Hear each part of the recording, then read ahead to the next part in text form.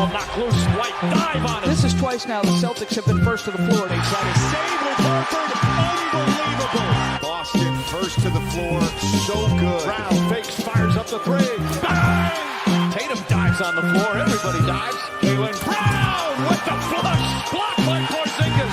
He's doing it all. Tatum spinning, driving, laying. Got it. Washington drives. Blocked by White. Oh, what a block from Derek White.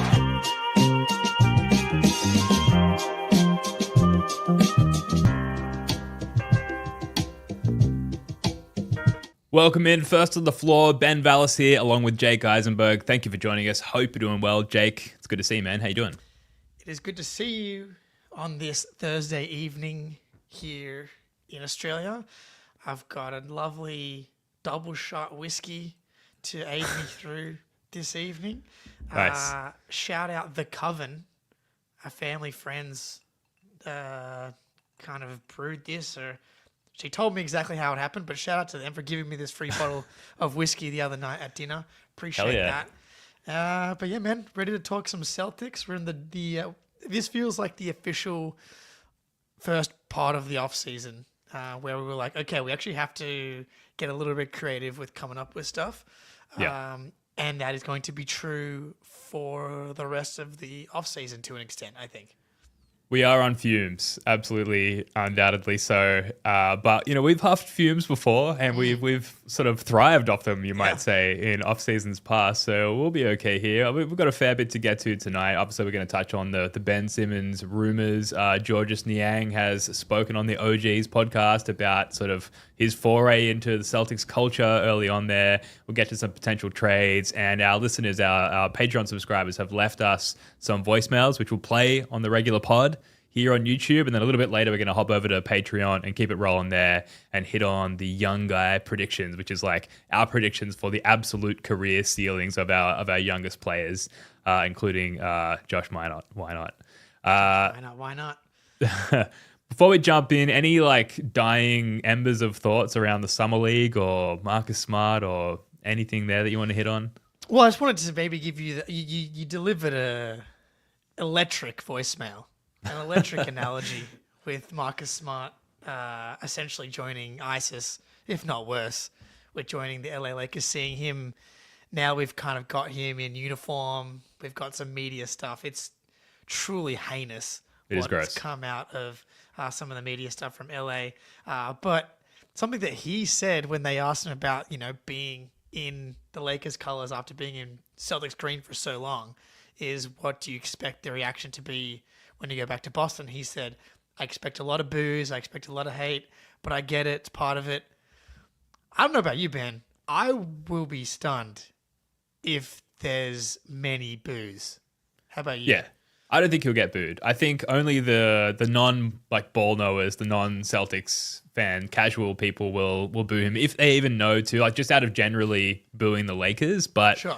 I think it could actually be good for the Lakers as far as their time in Boston is concerned, because I think even the boos will die down from a general approach perspective, because no one would want Marcus to mistake the fact that those boos are directed towards him. Does that seem accurate to you? I like that. Let's get in the head with the how are you supposed to know which boos are for Marcus when the LA Lakers, LeBron and Luka are coming to town, right? There's plenty of boos to go around. I would expect 90% cheering. Like if he's a starter on the intros, he'll be 90% cheers, maybe 10% boos. Not to be mistaken with 10% boobs, which is what I said in the Discord earlier today, which thankfully did not ignite another questionable 90 minutes from the patrons inside said Discord. 10% boos, any percentage of boobs. I would not expect there to be really many of them, especially in the Discord and especially in here. But I will not be booing Marcus Smart. Anyone that boos Marcus Smart doesn't know ball. I think people that like go to the games, Lakers game a little bit different. I feel like that's a bit potentially more of like the I don't know, mainstream casual fan. They might like circle that game as their one game to go to and really splurge. But if you've been someone that's been like a season ticket holder, I would imagine that Marcus Smart, you may have been kind of happy to see him go, but I think if you were there for a lot of those games, you appreciate what he did and how much he gave to the Celtics. So, yeah, I'm not anticipating. Have we seen him play in TD Garden? I don't think he's been injured like that one time. He played once last... As a Wizard. He played once as a Grizzly. They actually won, but he was atrocious. It was that game where they left Drew Holiday open like over and over again, and man. Drew missed. He was like 4 for 17 from 3, or something like that.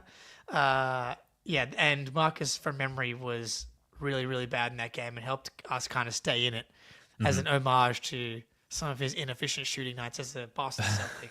He Double agent.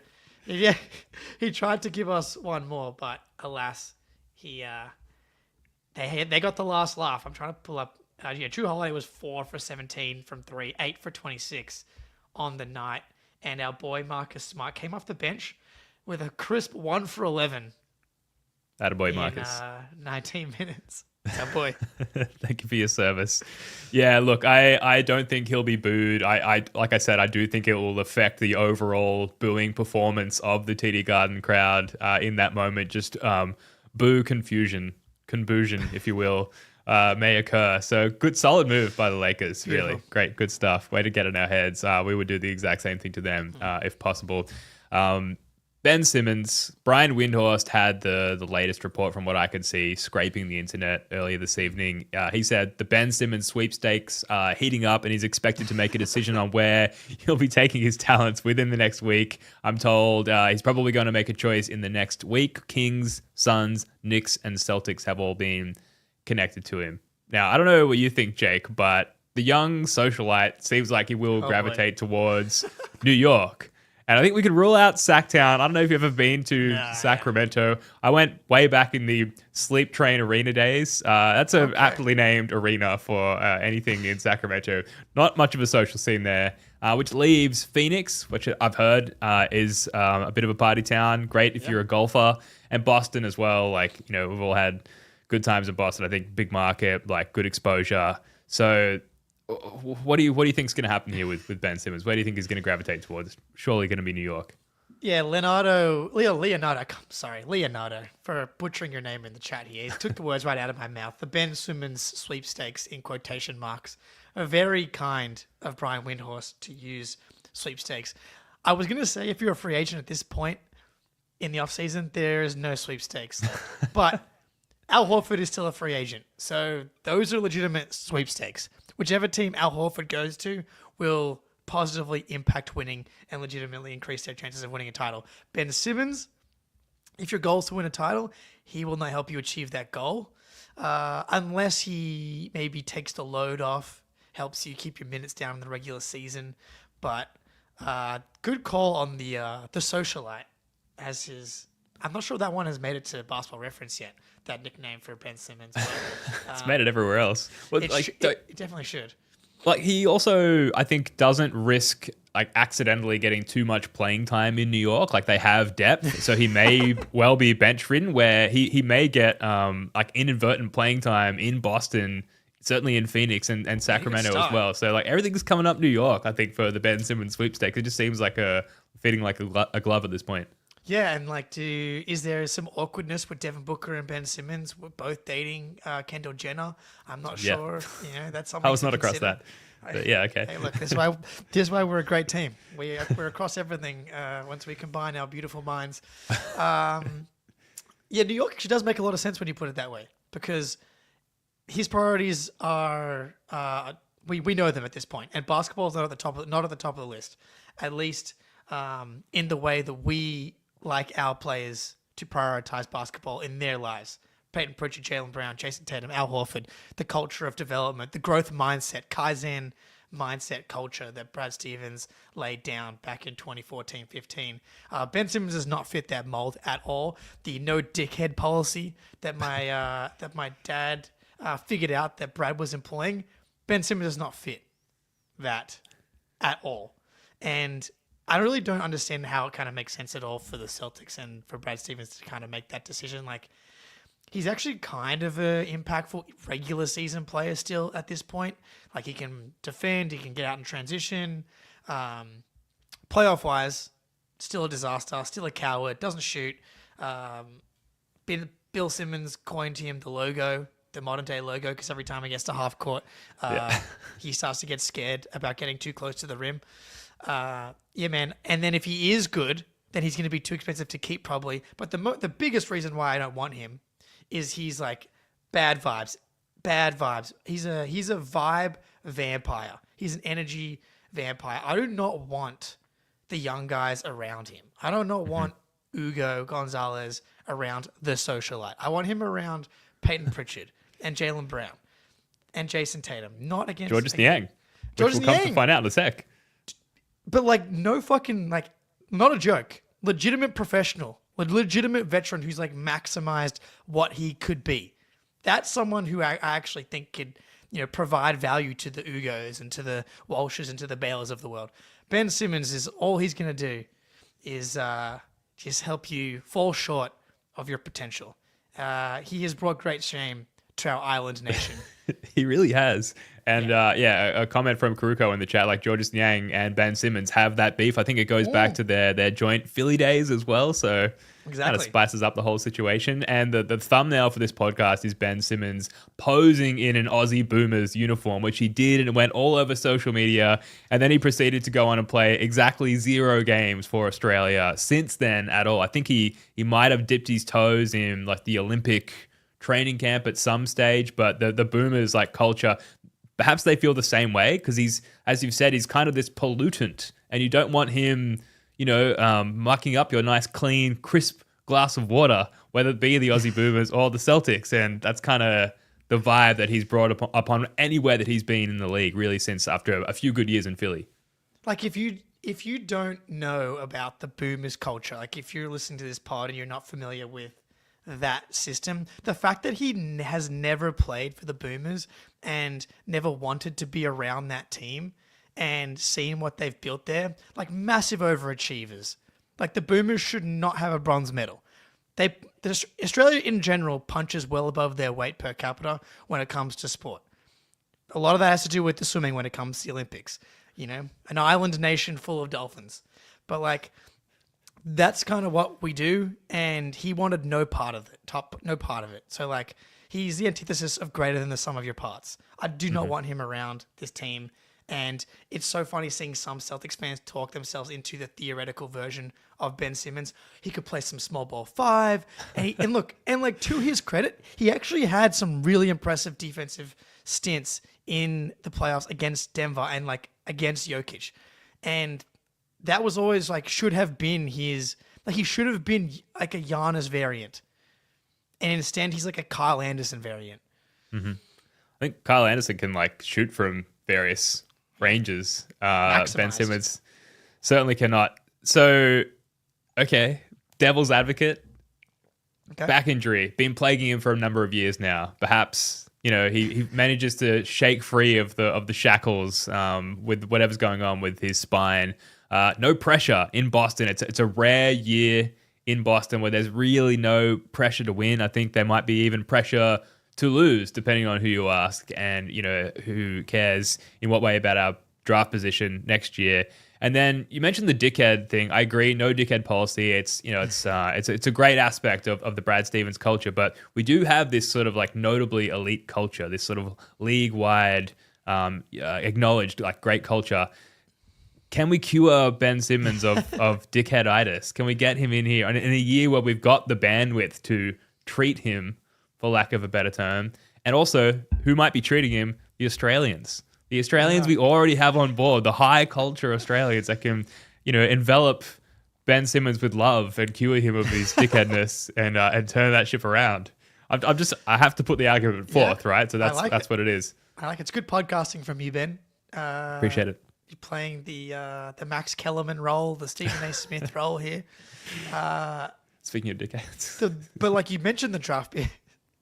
Indeed. Like on the draft pick, like in the scenario that he is good and that he exceeds what I think that he's capable of, he will then outperform his market that he's like signs for the minimum now this year. Then we won't be able to keep him next season. And so all he does is come in, help us win like 3 too many games, and we end up picking 11th instead of 9th or 14th instead of 11th, and then he leaves. So unless you make the argument that him being here helps us have like a more functional team and offense, and then that's better for the overall development of the young guys. But I don't really see that because he has to play a certain way. Like his best version of himself in theory would be a version of the Cornet role on offense, set screens, roll, short roll playmaking. But he doesn't do that enough. He's not a good enough screen setter. Like I would rather just see roll the dice on the percentage chance that Gaza, Cater, man. It's bleak. The names. But yeah, I don't know. I'm out, fully out. But I appreciate you putting forth the counter. It wouldn't dial up the intrigue going into the season even by like a notch for you. Just that's sure. Interesting. What's going to happen there? I'm excited for next season. If he comes onto the team, I'm going to be like way less excited. Right. Because I know he's gonna piss me off. I'm going to be reminded every day about how he was supposed to be the dude that brought Australia into perennial medal contention, and instead he never even suited up. Yeah, it is a real bummer when you think about it from basically every perspective there with Ben Simmons. We might actually get a player on the pod though if he does join, because I think he may have stooped down into our grasp there. Wow. And the Aussie connection. So I can't even sell it to myself, to be honest, Jake. I do agree with you. I appreciate it. We'll come back and increase the vibes, turn these vibes around with some Georges Niang content in a second. But first, we should take a break, Jake, to hear a word from our friends over at Prize Picks. That's right. Prize Picks time. The Red Sox are back to sucking, I believe. This is the information I have from the Twitter timeline. Actually, I don't even check the box scores. I just see everyone's emotional swings. But Patriots training camp has started. Stephon Diggs caught the first pass from both Drake May's sessions, but they don't play for a little while. It's WNBA time, baby. We're going Angel Reese rebounds. We're going Paige. We're going Caitlin Clark. We're going more.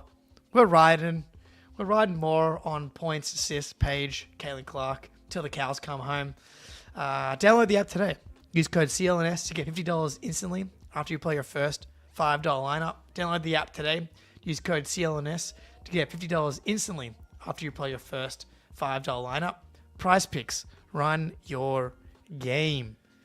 Shout out Prize Picks. $50 instantly with that code CLNS. And you can show our CLNS employer overlords that we're worthy of their business by using that code that you've gotten from an excellent ad read by Jake Eisenberg and Prize Picks. Great way to enhance your hoops viewing experience, your sport watching experience, whatever your sport. Give Prize Picks a crack. Speaking of giving it a crack, I think I'm coming around to giving it a crack with Georges Niang. I'm easily swayed. We know this, but you listen to the guy talk, you see him hanging out with JB, and I'm putting on the rose-colored glasses, Jake. I'm starting to fall for the guy. He also, we'll get to the clip in a second, I think he might be in like the best shape of his NBA career. Like maybe does he not look amazing? Or am I just truly falling for the guy? I mean, look, hey, the lighting off-season, I refuse. Like, with Luka's got some stuff coming out right now looking pretty good. I'll see it when I believe it. And I think the Niang, for his body type, probably has been in really good shape. I think he's just he's got that Kenneth Lofton build. Georges Niang, I think, to quote Sam LaFrance, is the Michael Jordan of Kenneth Lofton builds. And I've definitely butchered that. But yeah, his conditioning is not something that I'm super worried about, but he does look pretty svelte in the clip that we're about to run here, which I have for us. I just realized it's not uploaded, but we'll get it there. Is Georges Niang, like, is his t-shirt brand, is that like the Ben Simmons off season 3 of t-shirts where, maybe Lucas should suit up in them as well. Maybe I should get myself a couple. I have seen those like true classic shirts in my feed a lot. That it's meant to be like the push-up bra for dudes, as far as just like making a very average body look decent. Be meaning to get myself some. Here we go. I can stop filibustering. Yeah, impressive stuff. Just stop me if we can't hear this. I'm a Boston kid. I then get traded for Kristaps Porzingis, which how how tough Boston fans are. So yeah. if they don't give a shit if I'm from Boston or not. They're No, I like, see you them. just took our unicorn and replaced it with a minivan. They're like, get the out of here. You know what I'm saying? I see Right? how they like they superstars. Yeah, so- so you treat y'all the same You way. know, I'm like public enemy number one. Unicorn for a minivan. Yeah, they're like, what is this? This ain't shiny, man. This got scratches on it, man.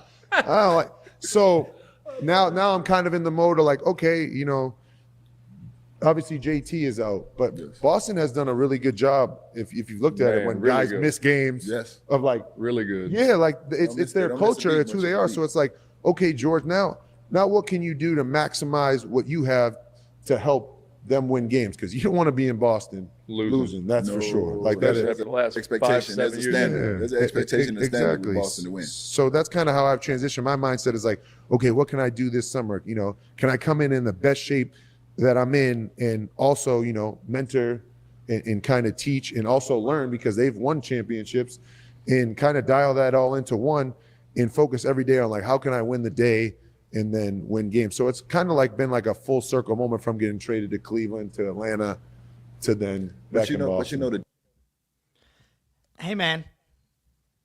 I mean, that's what I was saying before about the veteran leadership. I think, like, this dude doesn't have this long of a career unless he is a legit worker.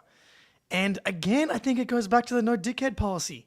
Like, people have been so anti Niang. Looking at you, Ben.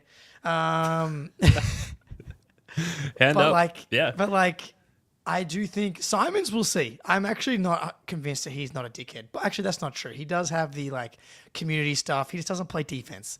I know Niang at least tries defensively. If I can see that Simons actually tries defensively consistently, then that's fine. But this guy's going to come in. He's going to do everything he can to mentor, to play well, to boost his own trade value. Also, great PR. Incredible PR from George's Niang. My only piece of advice is, if you're going on a video pod that's going to be shooting your legs, just don't wear shorts. Because Right. if I did, like if you want to analyze the hamstring, quadriceps, gastrocnemius, areas of George's Niang, you can do it in this podcast, like aggressively. So yeah, that would just be my advice to anyone doing video form from the waist down. I think typically because you're just going to be constantly battling a ride up battle with the material.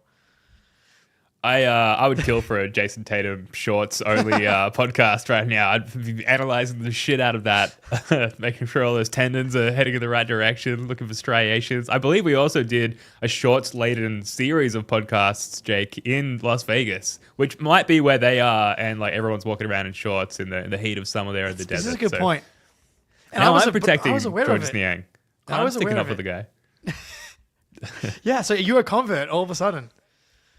Well, I'm getting there. I certainly like his approach is the best possible approach that you could hope for, right? And like, yeah, he's on a pod. We don't know what he's saying, behind closed doors and in private and whatnot. But certainly, as far as controlling what he can control and speaking publicly, I think he's saying the right things. He even said, maybe I'll go in the best shape of my life, like we talked about. Like, and he does look pretty fucking good. So it's a good sign. If I can try and explain the psychology of some of the Georges Niang detractors, like, because I think it should be easy to sympathize with this cohort, us. And like I said, I'm coming around. But Georges Niang being brought on board in the wake of the second round departure, the second round exit in the playoffs this year, the Tatum injury, the Jaylen Brown meniscus news, and then like you pepper in, oh, don't worry, we've like, here comes Georges Niang. Like that, the deliverance of that fact in that moment in time is where that reaction is coming from. And I think like you can absolutely, it's a reasonable reaction to have in that moment. Then time passes and you start to, for lack of a better term, get to know the guy a little bit better, understand what his role will be within the confines of this season. You start to come around on the Georges Niang concept. But I will always, forever until the day I die, sympathize with the Georges Niang detractors up until the point where people were trashing him on social media. That's like clearly going too far. Yeah. But it was weird news at a tough time, Jake. No, I can totally get on board with like the being like, he's like annoying to play against. The defense isn't great. Like that's legit. Like, I definitely felt sports hate against Niang when we were playing against him. Like, with the Tatum, get him the fuck out of here. He's doing like the charge thing. I'm like, fuck out of here, bro. You chunky minivan, bro. You just flip flopping and flailing all over the place. But yeah, I'm finding myself taking the side against the people often this offseason, which don't know what that says about me, but I've been known to enjoy an argument here or there. But yeah, I don't know. I wanted to defend Georges Niang, but I get it. It's like if we weren't losing Porzingis, Drew, Cornet, and Al, and Tatum, instead we were just like replacing, let's just say, only Drew or only Porzingis with Niang, it would be totally different. It'd be like, okay, we're saving whatever, 30 million on the Drew or whatever Porzingis it is, and we're bringing in a perimeter guy, a bigger wing that can actually do. It's like we have another Sam Hauser. That's actually a position of need that we've been desperate for. A guy that we've been trying to draft, a Baylor, a Walsh, a guy that can play the 3 or the 4, but like actually play it on a contender and contribute to winning like Niang has for his entire career. That would be different. Yeah, and fuck, he would be so good alongside like a role player in an actual healthy Tatum-led team as well. And that's just so far down the road that you just can't imagine if he's gonna, be around even this upcoming year with the apron situation and us still being a skerrick above that apron. I think by like 500K or something like that.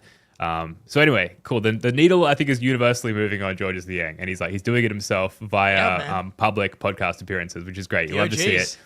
Let's hit these Grizzlies trade ideas, and then we'll hit another ad break before we move on to the voicemails. I took a quick glance at these trade ideas, like right before we jumped on. So you're basically like surprising me with them. Folks in the chat, let us know your thoughts as well. But hit us with them, Jake. Yeah, there's 3 types, and shout out the Discord for all of them. Maybe not all of them. I think I came up with at least one of them. But we'll start with the least exciting, potentially. Yeah, definitely the least exciting. So Celtics acquire Kyle Anderson, Grizzlies acquire Anthony Simons, and the Utah Jazz acquire Kentavious Caldwell-Pope. Why are the Celtics doing this? They're acquiring a worse player. They save $18.5 million in this trade, putting them about $3 million away from dodging the luxury tax and resetting the repeater. That's why you would do this. And it would help you tank. The Grizzlies... how much do you trust Ja Morant to stay healthy? Ty Jerome's really their only guard creator. They lost Desmond Bane, so it's like Anthony Simons comes in and gives you a legitimate offensive creator, because right now that could be potentially iffy for them. And then the Jazz acquire Kentavious Caldwell-Pope and save $9.2 million somehow in this trade. I don't know how. The science and the maths of all of this is always confusing to me. But so, and the Jazz would do this because they get a better player in KCP with an extra year left that they could then flip again. Maybe that's the team that needs the second round pick in this scenario to actually agree to this trade. Yeah. But like they're not anywhere near the luxury tax anyway. So, and also they're saving money here. And I think there's a real chance you can actually rehab KCP's value, and I think he could provide value to a Jazz team. But yeah, your thoughts on this one? Yeah, I like it for a few reasons. I like it because I think we've identified Anthony Simons' defensive ceiling, and that's going to be kind of useless to us once everyone's back and healthy again, namely Jason Tatum. I like the idea of winning less games to better our draft position, and I've always liked slow-mo. I don't necessarily know or understand why, Jake, but I've just always liked the guy. What I'm not vibing with is the notion of getting under the tax. Like, I understand why you would do it, but I just don't see this team with where Jalen and Jason are at actually committing. Like, the more I've thought about it, the more I've committed to this. Like, I just don't see them committing to staying under the tax for 2 consecutive years, or even 2 of any of the next few years, because it's just contrary to what the goal is, which is titles. And JT's going to come back. JB's only getting older. Derek's only going to get older. Like, I just don't think that we have the capacity for that. So in terms of heading us in that direction of ducking the tax, like I don't really subscribe to that. That's fair. We're going to find out one way or another how much this ownership group cares about paying the tax, because if they're going to say the repeater tax, we don't give a shit about it, and we'll get out of it once Jalen and Jason are like out of their prime, or once their contracts and the cap goes up enough to where we can get under it kind of naturally, or where they re-sign and their deals are lower. That's like 5-6 years away. Great. But it is possible you do it this year, and then it's just 1 year. Because like you're not winning the title this year, and you get under, and then it's just 1 year of being like, they could make some moves to get better, but they're not going to, because it's just one more year, and then it's like pedal to the metal. We're going straight back into the aprons. We're going straight back into everything. I can see both. I wouldn't be surprised either direction, but I totally understand where you're coming from as well. This is the next one, which is very simple. The Celtics acquire KCP. The Grizzlies acquire Anthony Simons. The Celtics save $6.1 million in tax, and I'm a believer in being able to rehab KCP as a player. And if this is what you're talking about, as far as like we're not worried about the tax, but we're going to stay out of the apron, which is, I think, legitimately important to make sure you keep your pick unfrozen and you start to unfreeze the next pick. I think KCP's down year may have just been a down year. Plus, that Magic offense is a disaster. It will look a lot better with Jason Tatum on your team, and even I think the offense next season with Derek and Peyton and Jalen, I think can be good enough to generate enough looks for KCP. I'm kind of a believer that it was a down year for KCP. He's not that old. I want to say he's like 31. Yeah, so whether or not you keep him for another season or you rehab his value, he's 32. So he's 32, and like that's just, it's not that old for a guy that doesn't really get injured. Like he's 77, 76 games, 76, 77, 67, 70, all 82, like 74, 76. Holy shit, this guy's been healthy. Yeah, like I am a believer that he would be a more valuable piece to a championship team than Anthony Simons still. Could you get a pick out of Memphis as well? Because you're giving up the expiring deal. You're actually sending the expiring deal back to them, and KCP signed for an extra year. I think an extra 21 mil. It's set up on the screen there. So like that's a huge hit to our books, sort of long term. Yes. We have to figure out if we're going to keep him or trade him, and that sort of might spell problems down the line for Brad Stevens and co. So I kind of like that because it ducks us under the apron, and maybe we can get a little bit of draft capital back as well. Yep, and again, it goes back to the tax thing. Like, if that's a real priority, then this deal becomes very risky. Because if you can't move KCP, then you have him again, extra money. And that piece of it, I think, is hard to answer. But if, like, you rehab his value, then that's a $20 million contract that you can use in the offseason to pair with For sure. Sam Hauser. And all of a sudden, you're at $31 million to trade for whoever. Trey Murphy, welcome to the team. But yeah, that's that one. This is the dream one. Grizzlies acquire Anthony Simons. Celtics acquire Brandon Clark, John Conchar, and Vincent Williams Jr. Vince Williams being the prize of this trade here. I think you'd have to give a pick for sure in this trade, which is why it doesn't happen. The Celtics also save $6.7 million in this trade, and you get more salaries here. You can, like, Clark and Conchar both like fine rotation players. You can then break those guys up into other trades to save more money or to acquire different and better fitting talent. But Vince Williams, really good young player, I think still has stuff to prove, but on an insane contract for a guy that's like been good in the NBA for some period of time. I'm not sure I'd be willing to give up my 2026 pick, but I'd probably be willing to be giving up like a protected 2027 to do this. Like, he's still really young, and I like Conchar and Clark could also be valuable in a sense as well. You'd have to like clear out Walsh and JD to get this trade done, but that's the Vince Williams trade that probably would never happen. Yeah, you would have to throw in like a first, like a shitty first, but you'd have to throw one in. But I like what you're getting back in terms of the variation of different contract sizes and talent, plus Achilles bros with Tatum and Brandon Clark as well. Underrated fact. But with that sort of variety of contract sizes, obviously that gives you maneuverability and flexibility down the road, where like not only are those individuals talented in their own right, but that variance of contract sizes sort of opens you up to a variety of different moves down the line.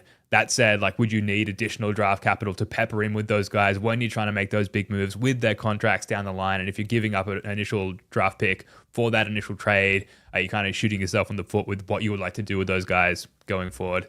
As I say this out loud, I'm totally overthinking it. I also, I sway like conservative with giving up draft capital on all trades, which is why I'd be a shitty GM. But I'm like, this is kind of why I like Brad Stevens so much, because he's always acquiring draft capital. He's never giving it away. And even in the Derek trade, it was a swap. But yeah, you would have to spice it up there with some picks. And I think that might, make Brad Stevens averse to making that move. Yeah. It would definitely, it would be deserving of a meeting because the Grizzlies are still deep. They still have a ton of perimeter guys like Gigi Jackson. I know Vince is more of a guard, but like Cedric Coward, a guy that everybody loved in the draft, another wing. Like they've just got a lot of that type of player. And having Simons, and if he's good for them, John Morant had a really disappointing season, and as a guy that I really, really loved for multiple years, like I have that Vancouver Grizzlies John Morant jersey. Not only has he been very unhealthy and the off-court issues, but also just wasn't as good last year. He kind of came on late a little bit, but is that going away? Does Anthony Simons give you your point guard of the future potentially? Because neither of them can play defense. But then that's true. that gives you the chance to can you spin John Morant into the future for the Grizzlies? It's huge, and John Morant's a massive franchise icon, and every kid that goes to Memphis High, I'm guessing, has a John Morant jersey. I think so. Yeah. Take note, Brad Stevens. That's excellent spin there. If you are going to try and coerce the Grizzlies into doing that. But yeah, with Simons, any team could use a potential starting point guard or a potential dynamic sixth man. So there's some good shopping to do there with that. I think he just is slightly overpaid, unfortunately, especially in this day and age where there's such an emphasis on seal hunting and things like that. That's going to be tough. But those are some spicy trades. Get it done, Brad. But yeah, that's why you bring Simons in and you re-sign him after the season to a cheap deal, and you basically get 62% of John Morant for 10% of the cost. Yeah. Value correction. All right, we're going to come back in a sec and do the voicemails, but first a quick word from our friends over at Game Time. Game Time. The first of the floor crew are going to be heading over to Las Vegas for Summer League 2026, and we are absolutely going to be buying all of our tickets through Game Time, which genuinely is a fantastic platform that if you're not using, do yourself a favor, get on board. Game Time makes getting tickets to all types of events even faster and easier, and prices on the Game Time app actually go down the closer it gets to tip-off. With killer last-minute deals, all-in prices, views from your seat, and the lowest price guarantee, Game Time takes the guesswork out of buying tickets. Last time we were in Las Vegas, we were outside the Thomas and Mack Center before the games, sniping last-minute deals using the Game Time app. They offer last-minute tickets, flash deals, zone deals, and even event cancellation protection, which, dear Lord, we almost needed after that first night in Vegas last year. Save up to 60% off buying last-minute for sports, concerts, comedy, theater, and more. And take the guesswork out of buying NBA tickets with Game Time. Download the Game Time app today, create an account, and use code CLNS for $20 off your first purchase. Terms apply. Again, create an account and redeem code CLNS for $20 off your first purchase. Download Game Time today. Last minute tickets, lowest price, guaranteed. Man, I have not done an ad read in 6 months. I was like, do I stop and breathe? No. Yeah, shout out Game Time. No breathing. Genuinely good service. Should we get to these voicemails real quickly? For context, we have a voicemail channel in the Discord. You can access the Discord via the Patreon. That is a thriving community with many, many different sub-communities within, including this voicemail channel. We'll get to the first one here from our friend RJ. RJ with another serious question for everybody there. What's your favorite non-basketball sports movie? Very, very formal tone from RJ. I love it. Do you want to take this one first? Yeah, he sounds kind of like a game show host. I was going to say job interview, but that works. Yeah, and for 400, Jake, your favorite non-basketball sports movie. I've got three, which is cheating. Okay. So I got one. From ages 6 to 10 or 12, Air Bud, the golden retriever that plays basketball. Basketball movie. So that doesn't count. But Could say it's a dog movie. Dog movie. Remember the Titans, football, just, Denzel in his prime, doing his thing. Left side, strong side. I mean, come on. Like, doesn't get better than that. But my number one with a bullet for me, The Longest Yard. And the second one. I'm sorry to the older generation. I understand the first one was incredible as well. But the second one, Chris Rock, Adam Sandler, Terry Crews, like the guy that does the beers in the WWE. The name is escaping me right now, but he's in it as well, and it's like one of the most electric movies. Back when I was like in my sports prime, I was like one of my hype up movies. I would watch The Longest Yard before I would go to rugby games. Like and Nelly's in it. Nelly's the running back, and he fucking cooks. Does he wear the cheek band-aid in the movie? He got something on his face, and Right. he looks awesome. And the whole movie's just incredible. Happy Gilmore, incredible pull from Troy in the chat here as well. Yeah. What do you want me to say? Happy Gilmore sucks? No, Happy Gilmore fucking rocks. Yeah. Give Happy me Gilmore 2 is coming out tomorrow, actually. Oh, fuck. That's scary because I'm concerned that's going to be bad. Yeah, me too. But The Longest Yard, I'm going to watch it maybe right after I just finish this podcast. Wow, I've not seen The Longest Yard. I definitely need to check that out. I have seen Remember the Titans, though, and Air Bud, of course. Great choices. I got to go Moneyball. Like, I think I watch Moneyball 3 times a year. It's like a weighted blanket for me. It's my like comfort zone. Okay. Just watching like I was gonna say Brad Pitt and Jonah Hill just like cook up trades and like how they're directing people on the phone.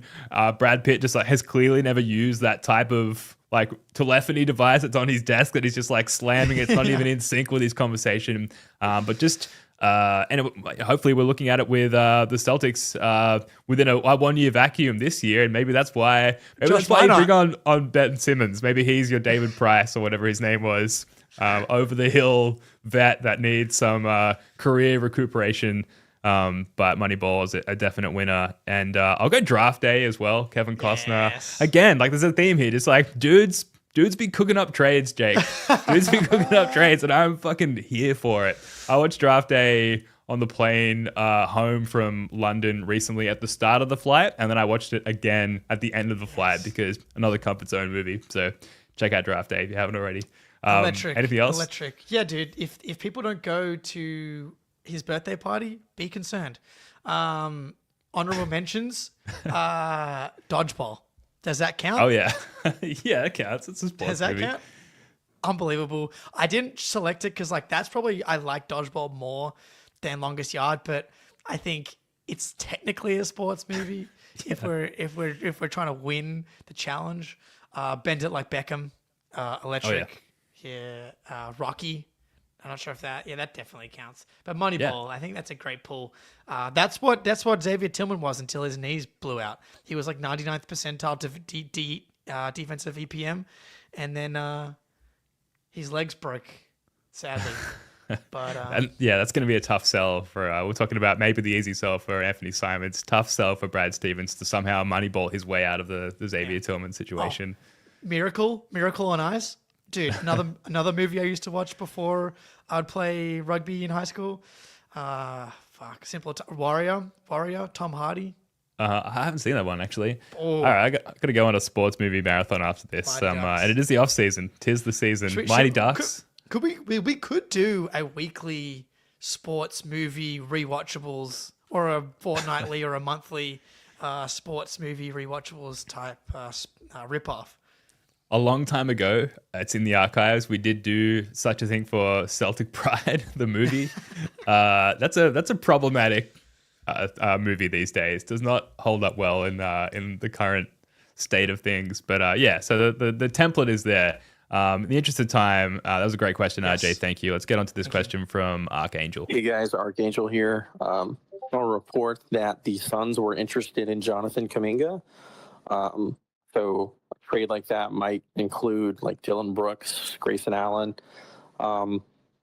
potentially, because I believe the money works. If Golden State wanted to get an expiring salary like Anthony Simons instead of the long-term salary of Dylan Brooks, maybe the Celtics take that back. And just this potential Simons trade there. What's your thoughts about it? Shout out Archangel, dude, who I won't divulge his name on Twitter, which I'm guessing isn't a big deal because his name is literally on his Twitter handle. But I thought there were two different people and they're the same person. It turns out his Twitter username and Archangel in the Discord. But shout out to him. He is a evil genius in the trade machine. He is the one who Yes. cooked up the Kyle Anderson one. Appreciate all that you do, both RJ and Archangel. Yeah, if you're in the Patreon, get in there, get the voice channel going. But yeah, man, I'm definitely interested. And the Warriors, look, Dylan Brooks is the better player to me. But because he's like, I value that two-way stuff. But the Warriors like desperately need shooting, and it's like their best players are Steph, Jimmy, and Draymond, and they're already kind of like, okay, can we shoehorn in Gary Payton, who can't really shoot, and like Moses Moody can shoot, but like teams are kind of leaving him open. Like Anthony Simons offensively would be explosive as shit with Draymond, Jimmy, and Steph. And like they have the defensive infrastructure to handle someone like that, especially if Horford goes there. So I think they should be. That's definitely interesting. I like it. The question is like, how much can you like pry away from the Warriors, who are like a top 5 well-run organization in the league? Like how, or are you prying it off Phoenix in this situation? Regardless, like how much can you truly get back in that scenario? It's a good question. Probably not a lot, as I think I laid out in the Anthony Simons article I wrote for a Celtics blog. Like I just don't know what the market is for a guy that's making $27 million that doesn't play defense, but 27, they have to match to a degree the $27 million. So you're getting back players. Is that a Moses Moody? Maybe that would be the dream. I feel like you might have to give up something potentially. I don't know. Yeah, I'm definitely intrigued by that because I think that it does make sense for the Warriors to an extent. But I haven't had a chance to kind of run the numbers here. I'll pull up their spot track here quickly. Like who makes any money? Like do you get Buddy Hield? I mean, it's like, man, they really don't have that many guys on their roster. Like they are short on guys. I would love to get Guy Santos. Big fan of Guy Santos. I am sorry to say I'm not familiar with his game. Oh, electric 55th overall pick, just Brazilian, I want to say. Okay. Yeah, fantastic. Just do it all, not well enough to be really good guy. Brazil's, I dare I say Brazil's Patty Mills without knowing anything about the history of Brazil basketball. But I remember I watched the pool game between Brazil and France, Wemby and Guy Santos making an impact. I've heard enough. Make it happen, Brad. But yeah, I mean Moses Moody in particular, like you gotta have the meeting for that if it comes up, which feels unlikely. But appreciate the thoughts from RJ and Archangel, and sign up to the Patreon, which we're going to be live on in a couple of minutes. That's going to do it for this one. Thank you so much for joining us. Like I said, Patreon. Through that, you can join the Discord. And good news for Patreon subscribers, you can now get all the extra Patreon pods on the regular First to the Floor podcast feed as well. I'll leave some instructions on the Patreon for how to make that happen if you are a Patreon subscriber. Jake, got any final thoughts for us? I was just going to say to tease and suck in those non-Patreon subscribers. Probably should have done that. Yeah, man, come on now. We got to lure them in. So we're gonna make our final predictions on the young guys going into the season. What do we think they can become? We've got I've got 6 tiers. They started out with 4 tiers and I expanded it out to 6 tiers. What do we project Hugo Gonzalez to be? What do we project Baylor Scheinman to be? Tier 1, starter on a contender. Tier 2, top 7-8 guy on a contender. Tier 3, good rotation player. Tier 4, regular seasons, innings eater, kind of like an O'Shea Brissett type. Tier 5, Lamar Stevens, Tony Bradley. Tier 6, NBL China. We're going to be putting Baylor, Ugo, Walsh, Minot into these buckets. See you over there on the Patreon. And the Hugo projection will shock you. And we're doing it right now, Jake. That's right. All right. Thanks for joining us, folks. Really appreciate all of you. Jake Eisenberg, love your work, man. Until next time, go Celts.